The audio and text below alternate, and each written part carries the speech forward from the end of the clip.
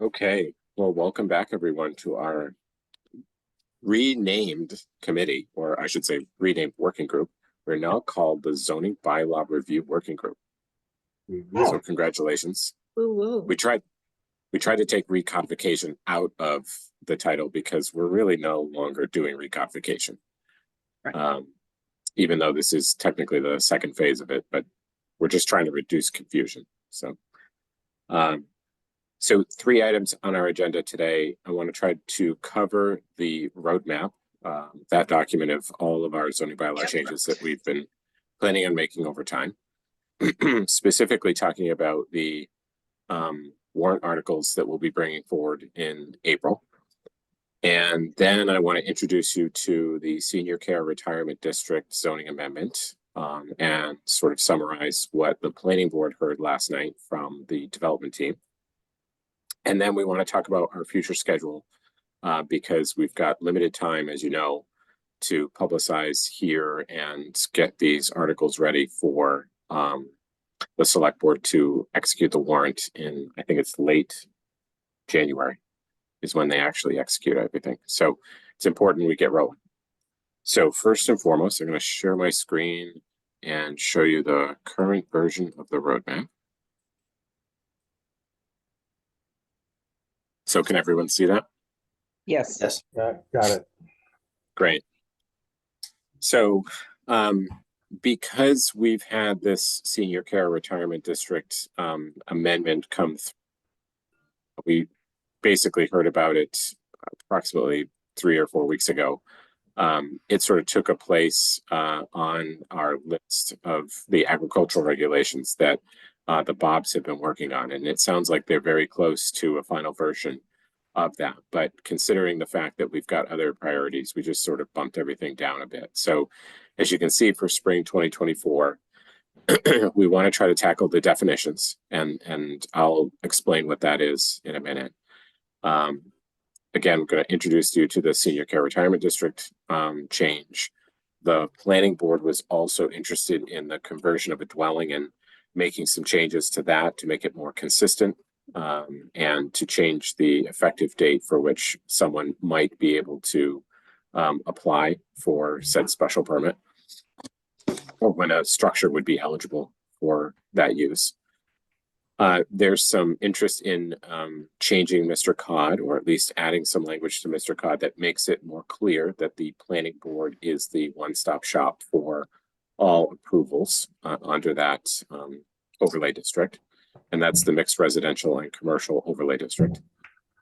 And then we've, as we normally have been doing, we've been collecting some corrections that we need to. So Bob, you had highlighted a conflict between the conversion of a dwelling and multifamily use in the general residence district.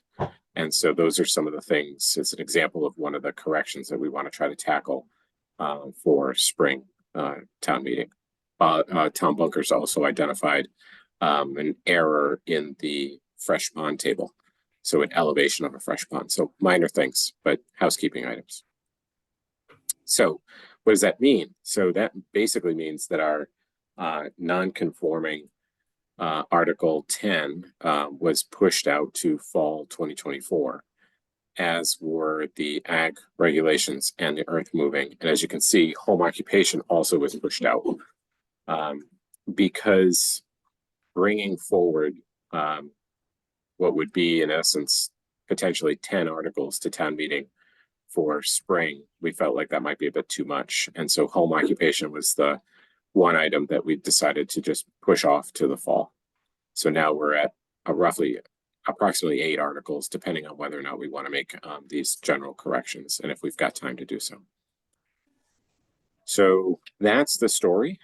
And then of course, as you can see, we sort of scroll down this list, and there's quite a bit of work to do for the next 2 or 3 town meetings, including items such as parking and loading, which we desperately need to get to. The restaurants, you can read it all on the screen, but that's essentially what the roadmap looks like currently.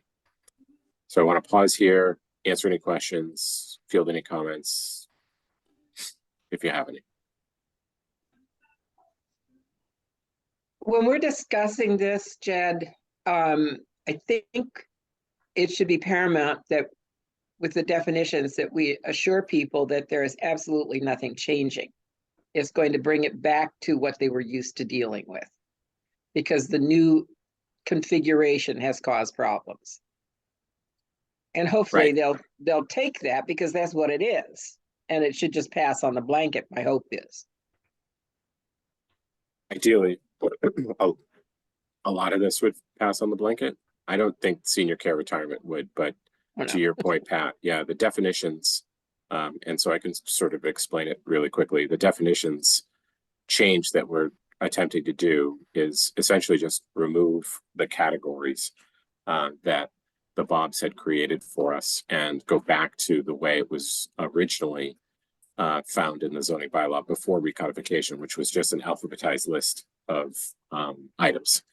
Now, to do so, the definitions that are section specific. So, for example, Mr. Cod has, I want to say, 6 to 8 definitions that only apply to that district or that overlay district. It's a 2-step process. We've got to pull those out of the definitions that are currently there, place them into Mr. Cod, then alphabetize and get rid of the categories for the definitions. Once we do that, for the general definitions, I should say, once we do that, if you're familiar with the bylaw currently, we have what's called section 3.2. It's an index of all of the categories. So we would then have to delete the section 3.2, renumber the article 3 to accommodate something being removed. So it's this 3-step process of move these items, alphabetize, remove a section, renumber accordingly. So that creates 3 articles currently anyway. So that's obviously something Maura will help us with and make sure that, we're doing everything. Maura and Brian, I should say. And then, so the conversion of a dwelling is somewhat easy. Again, that's just changing 2 things. One is changing the effective date for which, as I mentioned before, someone can convert their dwelling. So if the dwelling was in existence as of a certain date, right now it's January 1st, 1980. I don't recall what the planning board decided. I do have it written down to change that too, but essentially what it'll do is allow for more of these structures to be eligible to be converted. And then there's some inconsistent language in the 3 zoning districts in which it's allowed. Very broadly, they're allowed in the business districts, the public use district, and all of the single residence districts. So we just want to make all of that language consistent. And then Mr. Cod is fairly straightforward to some degree. There's some potential issue with the definition of a mixed-use development. And I just want to stop here, pause real quick. So my plan is to send these changes to the group. So today is more about just getting our feet wet again, establishing our future meeting schedule, and then at the next meeting, dig into these changes and give you the documentation so that you can, work with us to see if you've got any comments on it. So today it's more just giving it a 30,000 foot view. And then the other element of Mr. Cod is like I said, adding some language that's going to make it clear that the planning board is the only granting authority, be it site plan review or special permit. Any other questions about the roadmap? No. Okay. I do have a question. I'm wondering why, when parking has given us so much agita recently, why we're not moving that up. I don't recall earth moving regulations being a particular issue. Could we substitute? Yeah, I don't see why not. So fall 2024 is going to be likely challenging because Article 10, our non-conforming section, that's likely going to take a bit of time at town meeting. Right. So we figured, again, because we're closer on that, we've almost finished home occupation. And if we can get the Bobs to finish earth and ag, we've got 4 items that we can knock off the list. Is there some So- group working on parking? Not yet, There might be. not that I'm aware of. Traffic management, something like that? Well, not necessarily, to my knowledge, not working on edits per se, but I have received some comments about issues with the parking. So I guess maybe that's a yes-ish, yeah, working on it. I've received comments from our engineering division, where they've indicated, hey, there's a conflict here, or there's a potential issue with this parking. We haven't really dug into it that far because of other priorities on our list. So I'm not quite sure that anyone's really working diligently on the parking. I was just thinking if there were a study group at work, we ought to time it for when they get done. Yeah, I mean, I anticipate parking being in the spring of 2025, only because of the other things that are in front of it. Okay. And as you can see, fall 2024, that's a pretty aggressive list. These are just draft ideas at this point. Mhm. I'm not sure we'll actually get through all of it, but we try to set our hopes high. Why is goals. municipal uses in blue and italicized? Yeah, so the blue is, we've used that to refer to as potential Right. items. So you can see down at the bottom. Right. And the reason municipal uses is like that is because, as you remember, we really got into the weeds of municipal uses. And so our thinking is to essentially give that back to the Bobs and say, can you give us a little bit more guidance about how we can do this quicker than the way we started to do it, which was really, really time consuming. Because otherwise we're going to be there for a while. It was an extensive conversation. And we had just gotten started with it. We really hadn't gotten too far. So, Well, one of the reasons is that every place you found municipal uses, there was a different use that was considered a municipal use. There were multiple different uses. So we couldn't come up with a consistent definition for what a municipal use was. right, that one's likely going to take some time. Okay.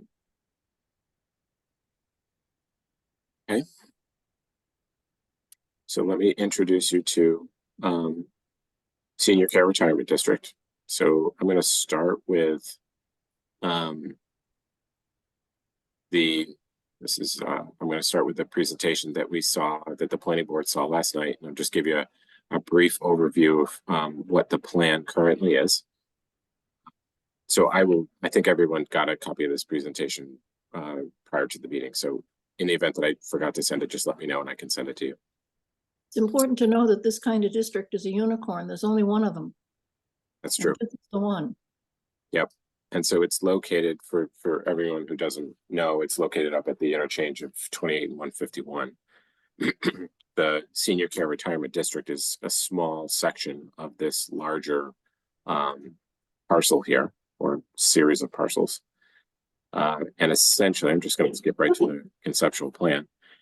So essentially what they want to do is take advantage of that district and create a senior living community, or at least that was the original plan.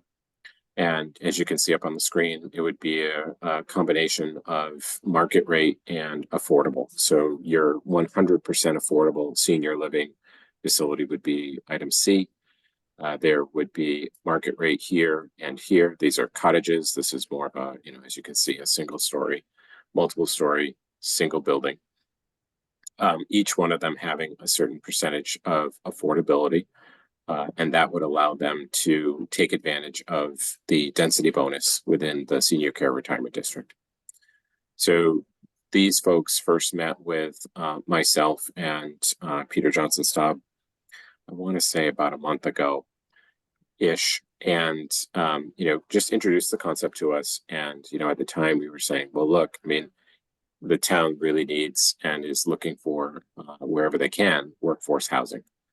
And so the development team put together a zoning amendment and a new conceptual plan to see if they can incorporate this workforce housing. And that is shown on the screen here as building D. So again, all of the components I shouldn't say they all stay the same, because this cottage area is somewhat reduced to incorporate or to at least fit into the density bonus cap, which is 248 units over 31 acres at 8 units per acre. Now, the challenge here is that, as you may know, workforce housing was never contemplated in the senior care retirement district. It was for seniors only, 62 plus. And so in order to do this, they have produced a zoning amendment, and I'm going to show that to you in a second, but and likely you've already seen it. I emailed it this morning. So it's fairly complex, and it includes a decent amount of red lines. And so what I'm asking the working group to do is to help us, put eyes on the bylaw itself, to see if you have anything that raises concern. Currently, the planning board, in fact, last night, decided to sponsor the article, and they were in favor of the workforce housing element instead of just amending the bylaw to allow for a larger district, which of course I skipped over. So let me just show you the reason for 2 zoning articles here. The first being that they need to expand this smaller district, and they need to incorporate the entire site in order to get 248 units. So essentially what they're proposing is a map amendment. That would be the first article. And then of course, the second article would be the text amendment to the senior care retirement district, which would include the workforce housing element. So Jen, I just have a question. So when that was done way back, was that ag space that was shown not being used, was that because at the time they were looking that they had to put that much open space aside? I don't know. My sense of the history here was that, the fact was that I believe what happened at the time was that they had a development proposal that was only going to use this amount of space. And there was only going to be a certain number of units, and therefore they didn't need to have the entire space set aside. What we have heard from the development team as of last night was, under this scenario, they would still meet the open space requirement of the senior care retirement district. They're not proposing to make any zoning amendments to it, and they would still meet that percentage. How it went in the past, I've got limited knowledge of. Yeah, I remember when it came up in front of town meeting. I'm just trying to remember when we were on the vote on it. If you're looking just for general concerns, I guess my general concern would be, this is the only area that you can do senior retirement. And as much as we need the workforce housing, we're going to have an explosion down here in the next 5 to 10 years on the senior population. We've already gotten situations in town where, Atria is full, people are limited, and they're actually going to Bourne and Buzzards Bay now is the only place that has any kind of a space.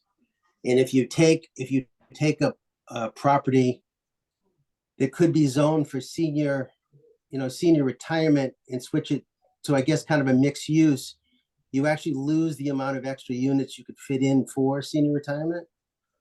So it might just be something to look at. I know how much we really need the workforce housing, but I can see just from the market down here in general, the problem we're having right now with seniors and people looking for retirement.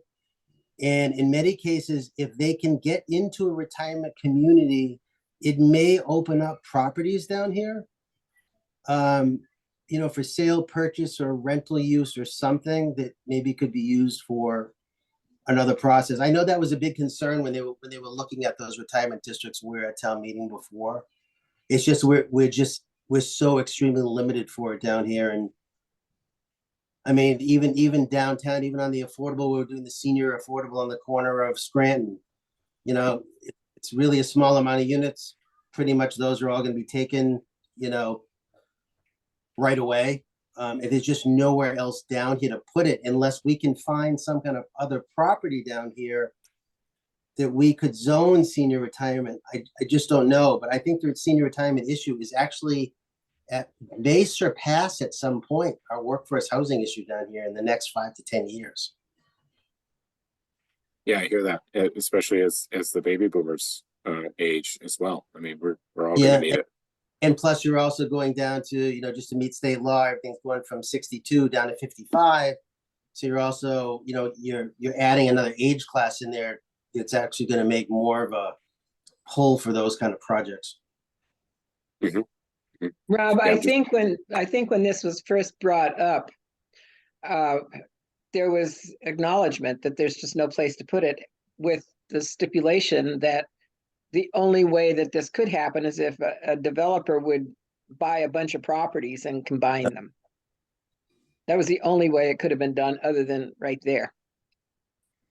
Yeah, I was just looking at the fact is if I looked at the quick proposal they sent over this morning, and you actually lose 40 units that could be used as retirement units. Yeah. Even though you're gaining it in another sector. And that's a huge loss when you're looking at what's going to be happening in the upcoming years. And even those 40 units will go quick if they were senior units.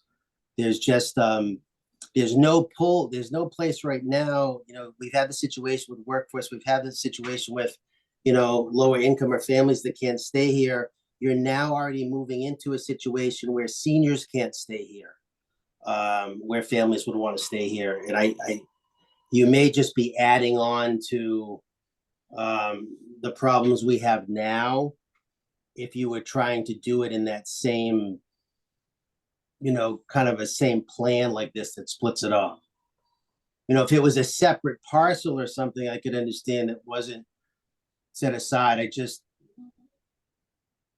I know the kind of inquiries we're getting right now for people 5 years down the road for retirement areas, and there are none. I mean, there's just none. And a lot of these retirement districts, remember, some of these are, people that can live fine in their own. There's a caretaker issue that can happen in these districts, which again, we don't have down here. And I think, losing even 1 or 2 units of something that could have been a senior unit because it was already proposed for is very problematic. Yeah, and I think, Bob, I mean, that's a very good point. And likely if you watch the planning board meeting from last night, you'll also hear it there. But one of the things that the development team was, I guess, excited is maybe a bad word, but enthused about, was the fact that the future tenants here are really encouraged about the fact that staff might have the ability to essentially live within the same development area. And there could be a situation where they don't have to commute to work, right? So they're actually producing what could be staff housing for those, senior living situations. And in addition to it, what they're also proposing is daycare options on site. Again, these are all conceptual ideas for the folks who may actually work there and then also live there, so they have daycare options, or the folks who commute to work at that facility, they have the ability to have their kids stay there. And I think one of the other benefits is that it's not just for seniors, it's sort of a mixed intergenerational, or whatever that phrase is, the multi-generational sort of village where you can have a mix of different people. But I hear what you're saying, that the senior housing is a big deal. Yeah, it's just and again, it's a hard thing to go over. It's just that a lot of these companies plan these retirement districts. They've got them all over down here. They've got places from here, Hanover, all over the place. They don't seem to have any issues with them. I like the idea of a mixed age situation, but on the ones that run now, none of them do that. It seems to be fine. I'm just wondering if this was more of a reactionary because they know we have other issues down here, so they're trying to come up with something so it's a little easier for them. I also worry a bit when you have any kind of zoning change that's developer based versus looking at the town in general. I mean, smart zoning in general, you look at the town in general, you find out which districts work best for the town, what are the town issues versus, waiting for a developer to come in and say, well, this is what I like, let's try this. And you're gonna have to look at it, but from everything I see right now, forecasting, the senior issue is going to well surpass down here our workforce housing and everything else. And you're gonna have a very short time frame when that's gonna be upon us down here. And we have no options for seniors, as far as the, workforce retirement. If you could do something in town, like you said, with multifamily or accessory dwelling units or something else to try to get some of that base in, but those don't work well for senior communities. So I would just say tread lightly when you're looking at it in total. If you were going to lose, if you weren't going to lose units, if there was a way to expand, I'd say fine, but 40 units is massive when you look at these senior districts. And the one that we have now does offer some situations for caretaker housing on them on the plan that we have. Pretty much they all do. But when you look at the projects that we have, there is atria for most people down here isn't an option. It's mainly a private pay. It's not an option at all. They're bypassed out of it. There's very little space. Even in Heritage is a private pay. JML has an issue right now, so even on something like that is problematic. So you're seeing people trying to find other places to move in the state just because they don't have anywhere to go. And I'm just thinking that if you have people down here that may be able to move into a project like this, it will open up properties down here, depending on how they're eventually going to be used. I just don't want to see the town boxing themselves in that, we're already over our heads in the affordable housing. We're getting there on the workforce housing. And if you add a third category to that on top of everything else, and now you're underwater, I don't know how you come back from that. So just something to think about. Thanks. Yeah, I Charlotte. think Bob has a point, and we ought to be listening to it and thinking it through. But it's also true that we have a present problem with workforce housing. Most of this space, it can house 248 units on current zone because it's got the acreage for it. So it's going to use 40 of those for workforce housing, which is a problem we have right now. It is here. It's not in the future. In the future, maybe we should be looking at other land that can be zoned in such a way that would attract low-income senior housing, such as this has done. But we're very lucky. I mean, the fact that it's developer-driven, we had the town rezoned this land for this type of development many years ago. No developer picked up on it. Now we finally have a developer who's come forward with a really attractively organized project that maxes out the use of the land. Much of it is going for affordable seniors. It's really, I can't think we would get a better project. And I think you're right. Anything you use for something other than senior housing takes away from senior housing, but we have almost zip in workforce housing. We really need to address it. And I think that it was fortunate that they were able to rearrange and add that to this project. I don't think it will be a hard sell to town meeting, and I think it will be an overall benefit to the town. Yeah, I understand what you're saying, Charlotte. I think it's going to be a harder sell than you think. I think you've got town meeting where most of the town meeting members are well over 55. You've got people in their families now that can't get into housing. And actually, you may not see it as much down here, but we actually are in the midst of it right now. I mean, I've got people trying to move off Cape all the time because there is nowhere here to go. When they check with all these facilities, there's just no space openings. No, I know you're right. Maybe there's a way, maybe there's a way to configure something like this where you could fit both without losing units. Maybe there's a way to configure something where you could still gain what the original unit loss is. Maybe it's a possibility of being able to adjust some of the open space or something just so that you don't lose the extra units. I'm telling you, if this senior housing was built today, the way their original one is planned, I'm guessing the entire thing would be full in the first year. There's just, and that's why they want to build them, closer down. Take a look at this. This isn't a 40B. This is not a 40B. If they wanted to do a 40B and build a 4-story high thing, they could do that, but they're not doing that. They're trying to work with the town work within what we had wanted for character, for the number of units per acre. This is a very much a cooperative project for us. And to push it that way, it seems foolish. Well, it seemed from what Jed had said, though, that what they first came to was the 248 units of senior living. That was their proposal. That they're actually adjusted their original proposal based on the town extra need.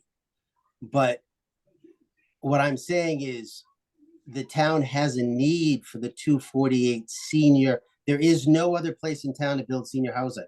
There just isn't.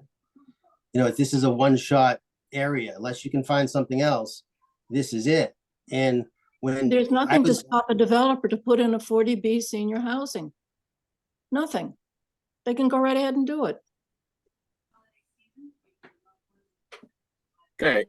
I think what we're trying to do is address two issues, and potentially this does it, but I hear what you're saying, Bob. So, that was definitely my concern too, but I don't have the institutional knowledge about town meeting of, what it's going to be asking too much. Is it the right thing? But in the interest of time, what I'll do is I'll just transition over to the zoning amendment itself and sort of walk through this very briefly. But everyone's gotten this ahead of time, and so basically, like I said, what I'm just asking the group to do is just put your eyes on this and see whether or not there's things that jump out at you that you want to make us aware of. But essentially, you can see where the red lines are. They're introducing this idea of the workforce housing, obviously including it into the purpose section.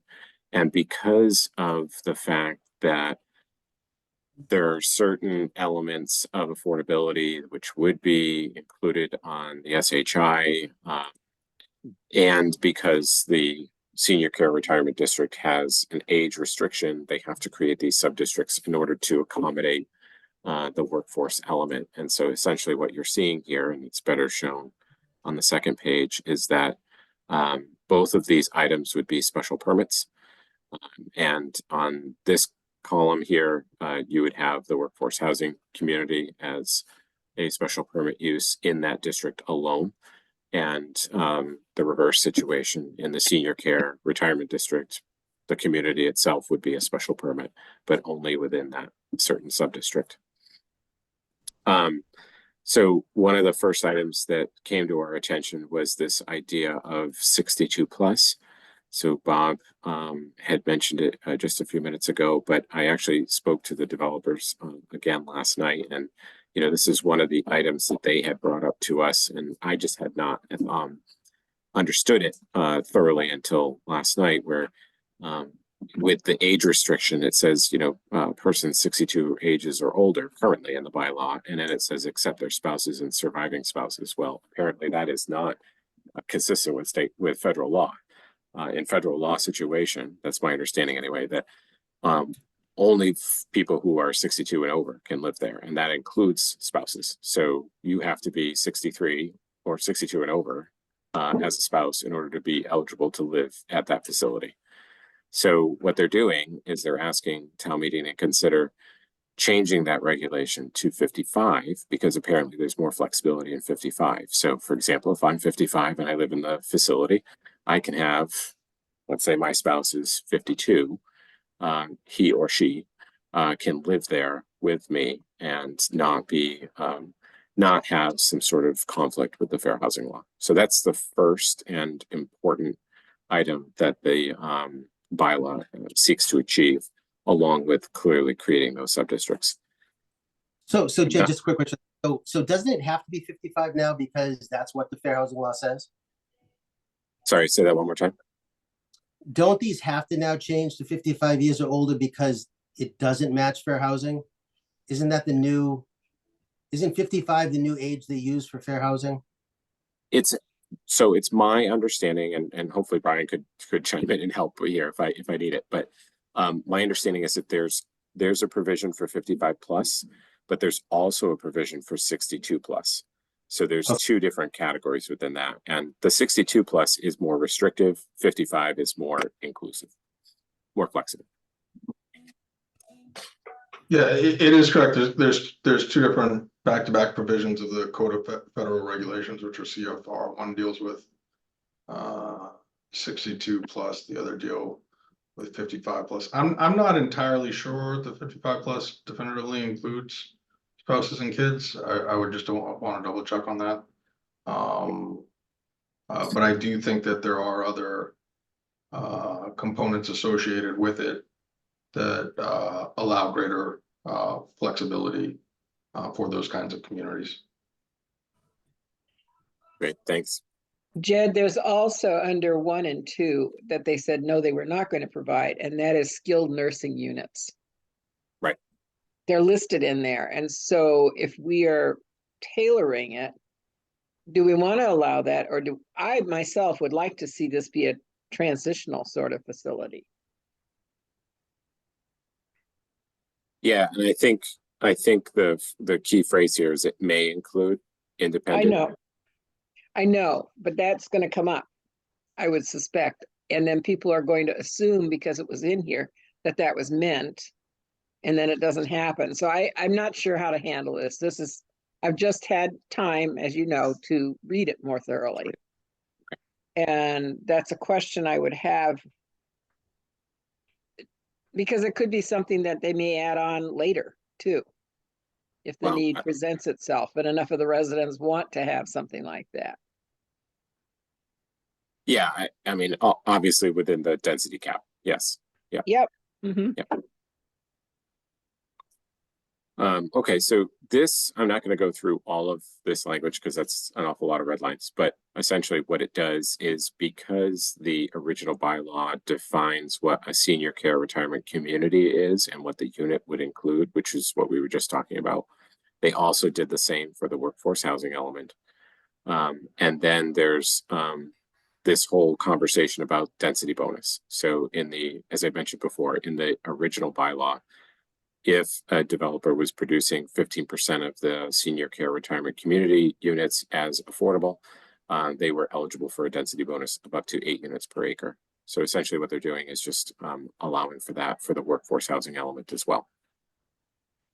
Now there's a current plan for a portion of the workforce housing to be 80% AMI and therefore eligible for inclusion on the SHI. We haven't gotten official numbers yet because I think they're still working all of that out, but their intent is to have a certain percentage of them be quote unquote affordable and SHI eligible. And therefore they would be looking for that density bonus as well, allowing the entire property to be 8 units or eligible for 8 units per acre.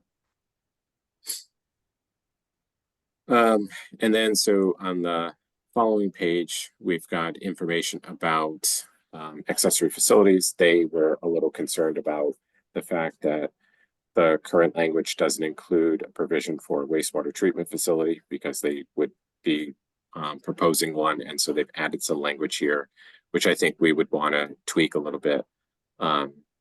Basically allowing an accessory structure to not be included in a residential structure, although, you know, it could be an interesting use that the two things get combined, but I'm not sure anyone would like that. So anyways, they've added language to make it clear that that wouldn't be the case. And then there's some other, you know, minor language along here, and I'm not going to go through each one of them, but I think I've hit upon the big items. There was, I'm just going to go back really quickly. There was a section in here where they've included language that the planning board would be able to, yeah, I think, I forget the exact language, waive dimensional requirements or relax dimensional requirements if necessary via the special permit. Again, those are some things that we were a little concerned about, you know, not just giving the key to the castle, but being a bit more conservative there. So Jed, And just then on the definition on workforce housing, so they're basing it only on the income guidelines, right? It has nothing to do with actually anybody actually working in the community. That's correct.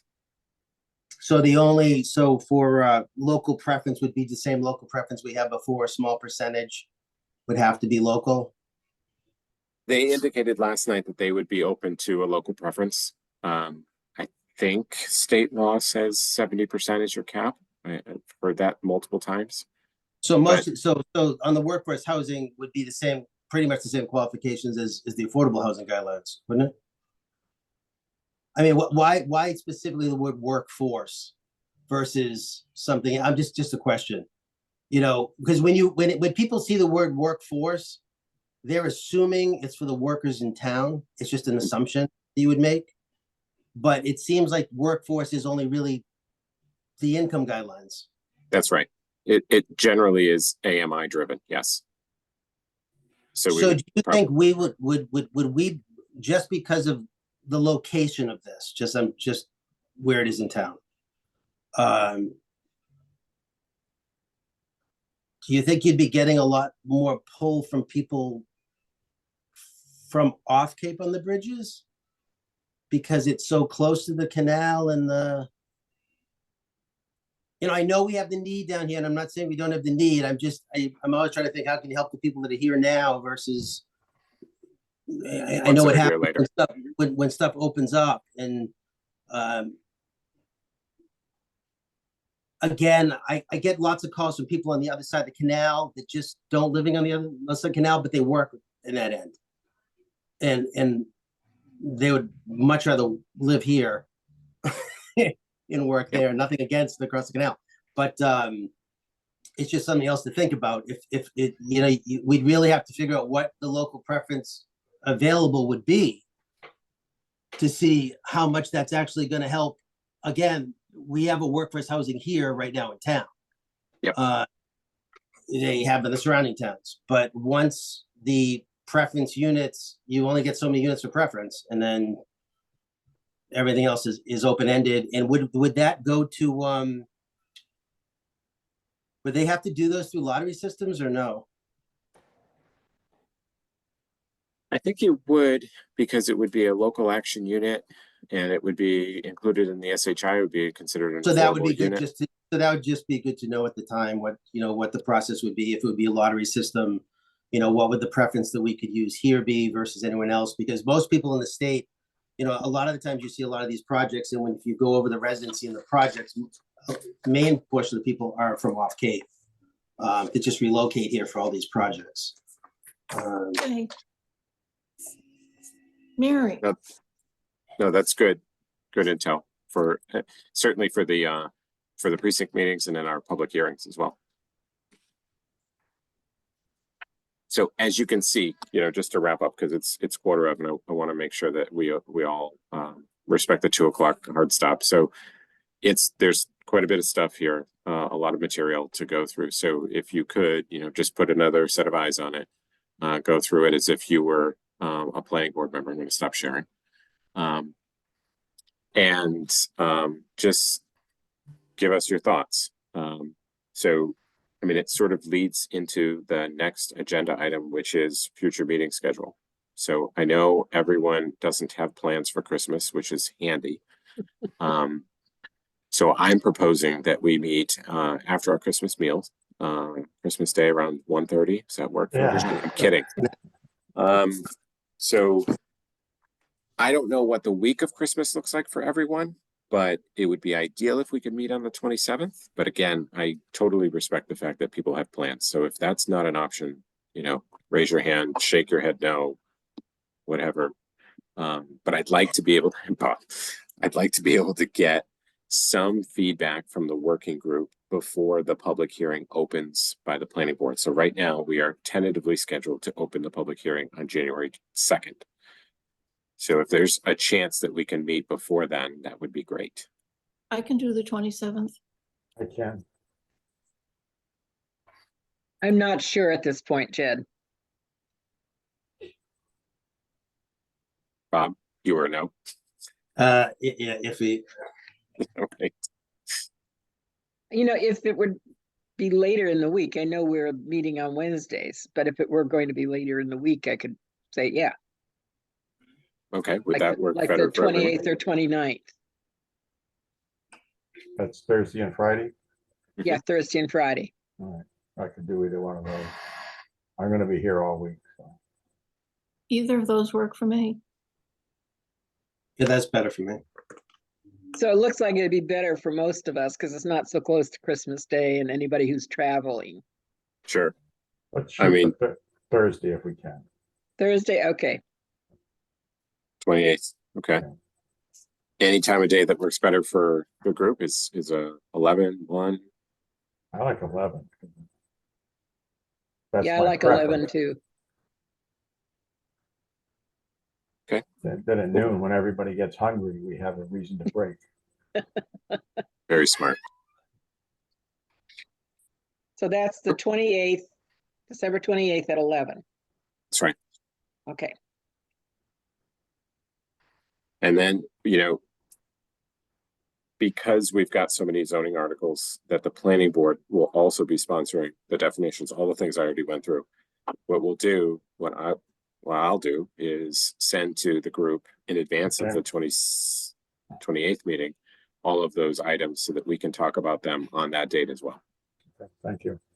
All right. Works for me. Lots to do. Okay, Thank you, everybody. bye, everybody. Any- Thank you. Thank you. Just one quick question. So Yeah. on the CRC and the WHC, those can only be looked at as the same district. Does that limit you at all if you want to do workforce housing down the road somewhere else? Do you need to separate those? And You mean on that property or somewhere else in well, town? not this property, but let's say now you found someone, now you want that property to be workforce housing. Do you then need to go back in here and separate WHC out so it has its own zoning category?